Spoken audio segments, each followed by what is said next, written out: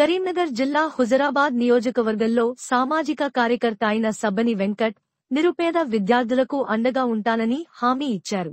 శనివారం ఆయన హుజురాబాద్ నియోజకవర్గంలోని పలు ప్రభుత్వ పాఠశాలలు, హాస్టళ్లను సందర్శించి అక్కడ ఉంటున్న విద్యార్థుల సమస్యలను అడిగి తెలుసుకున్నారు. విద్యార్థులు తమ సమస్యలను ఆయనకు వివరించగా వాటిని ఉన్నతాధికారుల దృష్టికి తీసుకెళ్లి పరిష్కరిస్తానని వెంకట్ హామీ ఇచ్చారు. అలాగే విద్యార్థులకు అవసరమైన స్టడీ మెటీరియల్ మరియు ఫ్యాకల్టీ టీచర్లను కూడా ఏర్పాటు చేస్తానని తెలిపారు. ఈ చర్యల ద్వారా సబ్బని వెంకట్ హుజరాబాద్ నియోజకవర్గంలోని నిరుపేద విద్యార్థుల విద్యాభివృద్ధికి కృషి చేస్తున్నారు. అనుకున్న షెడ్యూల్ ప్రకారం హుజరాబాద్ నియోజకవర్గంలోని హుజరాబాద్ మండలంలోని కమలాపూర్ మండలంలో ఉన్న అన్ని ప్రభుత్వ బాలుర బాలికల రెసిడెన్షియల్ పాఠశాలలు సందర్భ తిరుగుతూ ఉన్నాము. ముఖ్య కారణం ఏంటంటే ఇక్కడ ఉన్న పిల్లల్లో నైపుణ్యం ఏ రకంగా ఉంది. ఒక సాఫ్ట్వేర్ ఎంప్లాయీగా ఇక్కడ నుంచి పిల్లల్ని రిఫర్ చేసినప్పుడు వాళ్ళు పడుతున్న ఇబ్బందులు, ఆ కమ్యూనికేషన్ అనేది ప్రాపర్గా వాళ్ళు చూపించలేకపోతున్నారు, ఇంటర్వ్యూ క్రాక్ చేయలేకపోతున్నారు. అసలు ఇక్కడెక్కడ ఏమి సమస్యలు ఉన్నాయి, టీచింగ్లో సమస్య ఉందా లేదా పిల్లల అండర్స్టాండింగ్లో సమస్య ఉందా తెలుసుకోవడానికి వచ్చినాము. వాళ్ళ మౌలిక వసతులు ఎలా ఉన్నాయి, వాళ్ళ స్కూళ్ళల్లో పిల్లల బాత్రూమ్స్ కానీ, పిల్లలు పడుకునే బెడ్స్ కానీ, రూమ్స్ కానీ, క్వాలిటీ ఆఫ్ ఎడ్యుకేషన్ కానీ, క్వాలిటీ ఆఫ్ ప్రెమిసెస్ కానీ అన్నీ చెక్ చేస్తూ ఉన్నాము. ఇది ఖచ్చితంగా ఒక నివేదిక తయారు చేసుకొని దీన్ని ఏ రకంగా ముందు తీసుకొస్తే బాగుంటుందని చూస్తున్నాము. ఇంకొకటి ఏంటంటే ఏదో విజిట్ చేసినట్టు కాకుండా ఇక్కడ కొన్ని సమస్యలు చెప్పారు. గవర్నమెంట్ నుంచి ఉన్న సమస్యలు కానీ, పిల్లల పేరెంట్స్ నుంచి ఉన్న సమస్యలు కానీ కొన్ని చెప్పారు. ఈ ఎంఈఓ గారితో మాట్లాడి, అన్ని స్కూళ్ళ ప్రిన్సిపాల్తో మాట్లాడి మొత్తం 10th క్లాస్ పిల్లలకు ఆల్-ఇన్-వన్ ఇస్తున్నాము. మొత్తం 10th క్లాస్ పిల్లలకు ఆల్-ఇన్-వన్ ఇస్తున్నాము. అది జనవరిలో మేము ప్రొవైడ్ చేస్తా అని చెప్పినాము. ఉన్న 700 మంది 10th క్లాస్ పిల్లలకు ఆల్-ఇన్-వన్ ఇస్తున్నాము. ఒకటి. రెండవది ఏంటంటే వీళ్ళని కమ్యూనికేషన్ పెంచడానికి 10th ఇంటర్మీడియట్ పిల్లలకు మా ఇండస్ట్రీ నుంచి ఒక well known are well established spokes person తీసుకొచ్చి అంటే మంచి కమ్యూనికేషన్ డెవలప్ చేయడానికి ప్రతి నెల ఒక సెషన్ పెట్టించడానికి ముందుకు వస్తున్నాం. వాళ్ళు కూడా అదే రకంగా చర్చిస్తున్నారు వాళ్ళ పై అధికారులతోటి. అంటే ప్రైవేట్ భాగస్వామ్యాన్ని ఇందులోకి తీసుకోవచ్చా లేదా, వాళ్ళకున్న పరిమితులు ఏంటి, వాళ్ళకు వచ్చే అనుమతులు ఏంటి అని చూసుకొని మాకు చెప్పగానే అది ముందుకు తీసుకెళ్తాం. ఇప్పుడు ఇచ్చే ఆల్-ఇన్-వన్స్ కూడా స్కూల్స్కి ఇస్తున్నాం. అవి ప్రతి ఇయర్ కంటిన్యూ అయితేనే ఉంటాయి. ఆ విధంగా ముందుకు పోతాం. కంప్లైంట్స్ ఉన్నాయి. అంటే ఇప్పుడు కొన్ని స్కూల్స్కి, ఇప్పుడు ఈ స్కూల్ చూస్తే ఇక్కడ పాముల పెడుతున్నది, కాంపౌండ్ వాళ్ళు చాలా చిన్నగా ఉంది.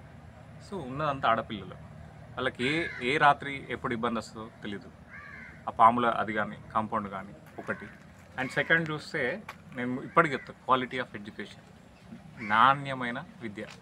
దాని వరకు వస్తే ఫ్యాకల్టీస్ పరంగా చూస్తే అక్కడక్కడ కొన్ని సబ్జెక్ట్స్కి ఫ్యాకల్టీస్ కూడా లేరు.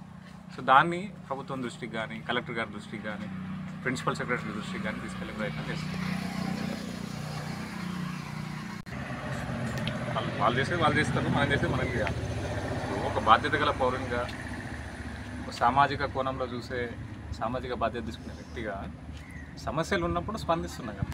సమస్య ఉంది, పరిష్కారం దిశగా పోతుంది. ఎవరినో మనం కమెంట్ చేసినంత మాత్రాన పనులు జరగవు ఇక్కడ. ఇప్పుడు వాళ్ళని తిట్టుకుంటా వీళ్ళని తిట్టుకుంటా పోతే సమస్య ఎప్పటికీ సమస్యలానే ఉంటుంది. సమస్యను జట్లని చేస్తే నాకు వచ్చేది ఏం లేదు, హుజరాబాద్ అభివృద్ధి ఏదేం లేదు.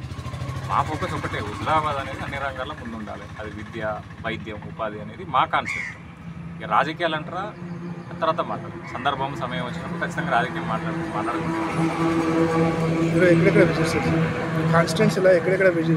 అన్ని స్కూల్స్ తిరుగుతున్నాం. ఇప్పుడు హుజరాబాద్లో అయిపోయింది, కమలాపూర్కి వచ్చినాం, ఎంసీ కూడా ట్రై చేస్తున్నాం, అక్కడికి వెళ్తాం.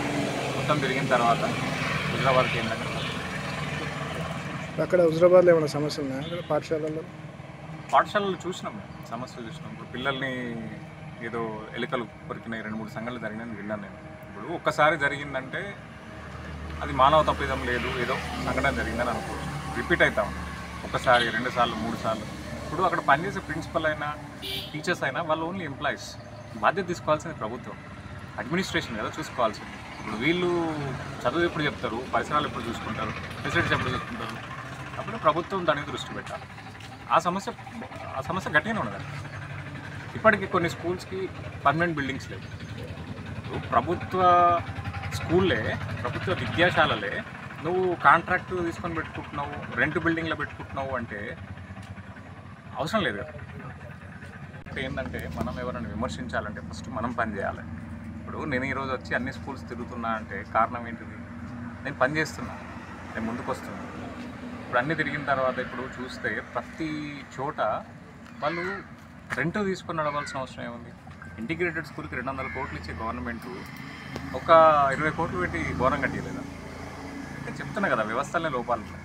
దాన్ని మనం ఎత్తి చూపుకుంటా పోతే టైం అంతా వేస్ట్ తప్ప ఏముండదు. అందుకే నేను యాక్షన్లో దిగి ఇప్పుడు నువ్వు ఏం చేసినావు అని అడిగితే నేను చెప్తున్నా కదా, నేను ప్రతి విద్యార్థికి ఆల్-ఇన్-వన్ ఇస్తున్నా, కమ్యూనికేషన్ పెంచడానికి ఒక టీచర్ని ప్రొవైడ్ చేస్తున్నా. ఫెసిలిటీస్ అయితే ఇప్పుడు ఆర్థిక పరిస్థితి చూస్తే మేమైతే స్కూల్స్ కట్టియలేము, మేమైతే బిల్డింగ్లు కట్టియలేము, ప్రహరీ గోడలు కట్టియలేము, విద్యార్థులకు భద్రత ఇవ్వలేము. ఇవన్నీ చూడాల్సింది ఏంటి? అడ్మినిస్ట్రేషన్. ఓట్లు వేయించి ఓట్లు వేయించుకొని గెలిచిన వాళ్ళు చేయాల్సిన పనులవి, అధికారంలో వాళ్ళు చేసిన పనులు. మా పని ఏంటిది? సమాజంలో ఏమైనా చేయగలిగితే, మంచి చేయగలిగితే, సూచనలు ఇవ్వగలిగితే ఇవ్వడం మాత్రమే మా పని. అదే చేస్తుంది.